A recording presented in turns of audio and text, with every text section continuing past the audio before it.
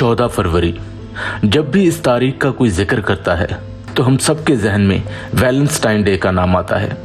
लोगों के नज़रिए से देखा जाए तो लोग इस दिन को प्यार करने वालों के नाम से जोड़ते हैं, मगर सही मायनों में किसी से इश्क क्या होता है इसके बारे में हमें उन जवानों ने बताया जो हमारी सरहद पर देर रात तैनात रहते हैं ताकि हम चैन से सो सकें। 14 फरवरी के दिन पुलवामा पर एक आतंकी हमला हुआ जिसमें हमारे 40 जवान हंसते हंसते शहीद हो गए और 14 फरवरी के दिन वतन पर शहीद होकर उन्होंने सच में इश्क के मायने बता दिए, क्योंकि सच्ची मोहब्बत एक जवान ही अपनी भारत माता को कर सकता है। आज की इस वीडियो में हम पुलवामा हमले में भारत माता के लिए शहीद हुए 40 जवानों की बात करेंगे। जमाने भर में मिलते हैं आशिक कई, मगर वतन से खूबसूरत कोई सनम नहीं होता।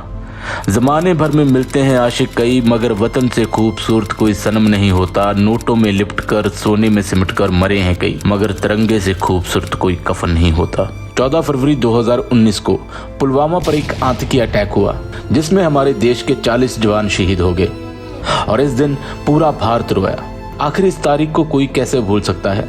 ये वो दिन था जब जम्मू श्रीनगर हाईवे पर तेजी से आगे बढ़ रहे सीआरपीएफ के जवानों के काफिले पर एक आतंकी हमला हुआ और इस हमले में भारत के 40 वीर जवान शहीद हो गए। पुलवामा जिले के आमतीपुरा के पास लेथपुरा इलाके में हुए इस हमले की जिम्मेदारी पाकिस्तान के आतंकी संगठन जैश ए मोहम्मद ने ली थी, जिसके बाद भारत ने महज 12 दिनों के अंदर ही नापाक पाक से इसका बदला ले लिया। भारत ने 26 फरवरी को बालाकोट पर एयर स्ट्राइक करके जैश ए मोहम्मद के आतंकियों को ढेर कर दिया। पुलवामा हमले के बाद ही पाकिस्तान के खिलाफ देश भर में गुस्से का माहौल देखने को मिला था। इस हमले को अंजाम देने के लिए 300 किलो विस्फोटक से एक गाड़ी को भरा गया और उस गाड़ी से ही हमारे जवानों पर हमला किया गया। दरअसल पुलवामा के नेशनल हाईवे पर जा रहे केंद्रीय रिजर्व पुलिस बल सीआरपीएफ के जवानों के काफिले को आतंकवादियों ने छिपकर निशाना बनाया। 14 फरवरी 2019 की दोपहर के वक्त 300 किलो विस्फोटक से लदी हुई एक गाड़ी ने सीआरपीएफ के वाहन को टक्कर मारकर काफिले को उड़ा दिया। आतंकी हमले के बाद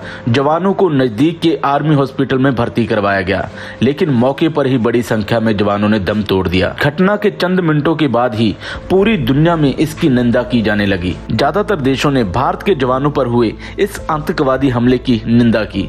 इस घटना को अंजाम देने वाले हमलावर का नाम था आदिल अहमद रडार। इसके अलावा इस हमले में उसके साथ थे सजाद भट्ट, मुदस्सर अहमद खान, ये भी इस हमले में उनके साथ ही थे, जिसे बाद में सेना ने मौत के घाट उतार दिया। मामले की जांच राष्ट्रीय एजेंसी एनआईए ने की, जिसमें उन्होंने 13,500 से भी अधिक पन्नों की एक चार्जशीट दाखिल की। पुलवामा हमले के बाद देश भर में माहौल गमगीन था। भारत के वीर सपूतों को खो देने के बाद अब हर कोई जल्द से जल्द हमले के पीछे रहने वाले आतंकवादियों से बदला लेना चाहता था। सीआरपीएफ ने भी कह दिया कि वो जल्द से जल्द हमले के पीछे रहने वाले आतंकवादियों से बदला लेना चाहते हैं। सीआरपीएफ ने ट्वीट किया, ना माफ करेंगे ना भूलेंगे। आतंकवादियों के हमले के बाद देश के प्रधानमंत्री श्री नरेंद्र मोदी ने शहीद जवानों को श्रद्धांजलि अर्पित की। शहीद जवानों के पार्थिव शरीर को वायुसेना के विशेष विमान द्वारा पालम वायुसेना इलाके में लाया गया, जहां पर तत्कालीन गृह मंत्री और वर्तमान के रक्षा मंत्री राजनाथ सिंह के समेत कई बड़े मंत्री मौजूद थे। शहीदों के पार्थिव शरीर को तिरंगे में लिपेटा गया। प्रधानमंत्री ने जवानों के पार्थिव शरीर की परिक्रमा करते हुए शहीद जवानों को श्रद्धांजलि अर्पित की। पुलवामा में हुए आतंकी हमले के बाद भारत ने सिर्फ 12 दिन के भीतर ही इसका बदला ले लिया।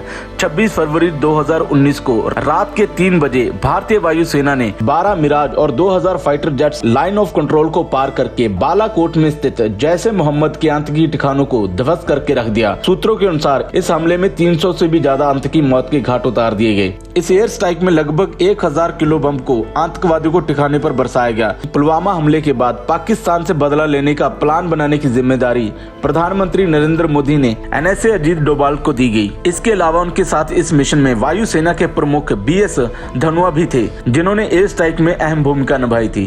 भारत माता के लिए शहीद हुए इन 40 जवानों को हमारी तरफ से भावपूर्ण श्रद्धांजलि।